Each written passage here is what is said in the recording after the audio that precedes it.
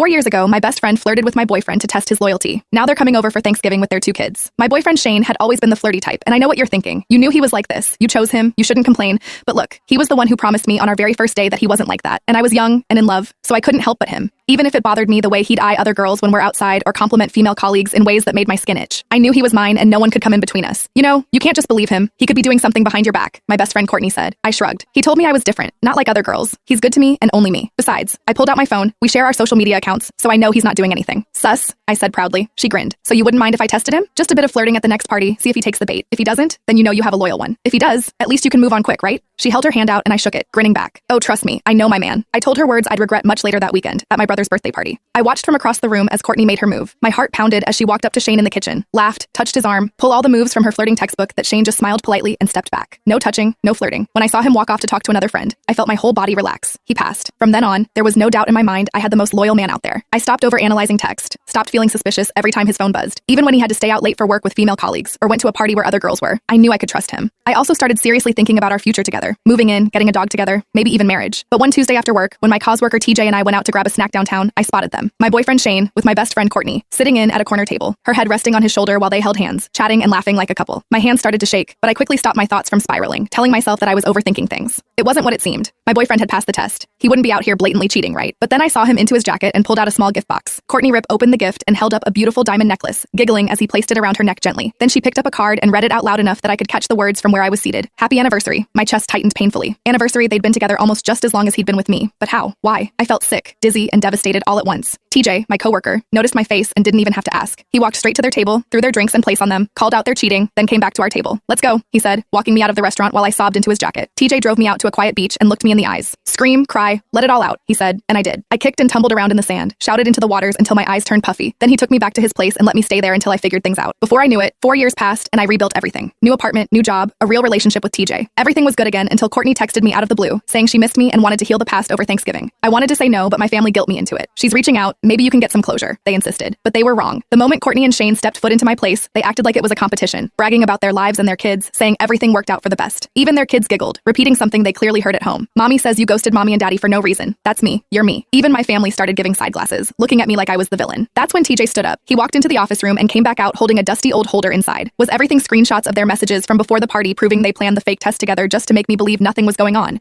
Photos of group chats where they mocked me for years afterward and proof that they'd both been cheating on each other throughout their entire marriage. Courtney and Shane immediately broke out into a fight, screaming at each other, throwing around furniture that wasn't theirs, wondering if the kids were even his. It was amazing. I looked at Courtney and Shane, still red-faced and trembling with rage, and smiled. Then I turned to their crying kids and asked calmly, so which parent are you two planning to stay with after the divorce? They cried harder,